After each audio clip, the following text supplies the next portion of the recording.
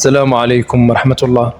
لما كنا صغارا في المغرب العربي كنا ننشد أنشودة ونحن صغار، تقشبيلة تيولي ولا مقتلوني محيوني غير الكاس اللي أعطوني. هذا الكلام كتبه واحد من الموريسكيين، والموريسكيين هم المسلمين العرب الذين كانوا تحت حكم النصارى بعد سقوط الأندلس.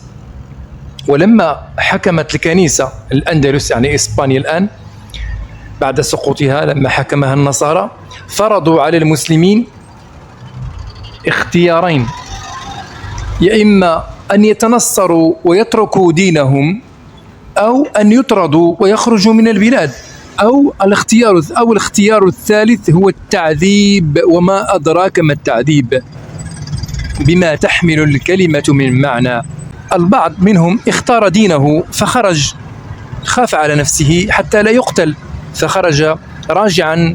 البعض منهم رجعوا إلى الجزائر، والبعض رجع إلى المغرب، والآخر إلى تونس، وهكذا. قال واحد منهم لما رجع إلى المغرب طريقهم عند الرجوع يقطعون عليهم النصارى الطريق ليعطونهم الخمر يشربوه، كؤوس الخمر يشربوها إذلالا لهم واستعبادا لهم، لأنهم طبعا مسلمين ويعرفونهم لا يشربون الخمر. قال هذا الشخص: تيك شبيلة. هؤلاء الموريسكيين لم يكونوا يحسنون اللهجة المغربية جيدا طبعا، فأراد أن يقول طريق، يقول طريق أو طريق شبيلة، أي طريق إشبيلية. تولولا يعني تولوا لها، أي ترجعون لها مرة أخرى إن شاء الله. يعني هذا فيه معنى الحنين إلى تلك الديار، لأنها طبعا بلده الأم.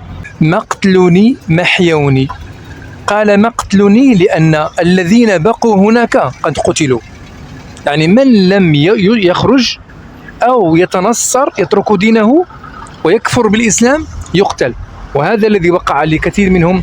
هناك لما أقامت الكنيسة ما يسمى بمحاكم التفتيش، فكانت جرائم من أبشع وأكبر الجرائم التي مورست على المسلمين في التاريخ إلى يومنا هذا. قال مقتلني لأنني أنا خرجت، يعني هو خرج لن يقتلوا طبعا. ومحيوني يعني هو بين الموت والحياة، لأنه طرد وخرج من بلاده الأم. غير الكاس اللي أعطوني، الكاس يعني كأس الخمر الذي كان النصارى يقطعون عليهم به الطريق ليشربوه فرضا عليهم.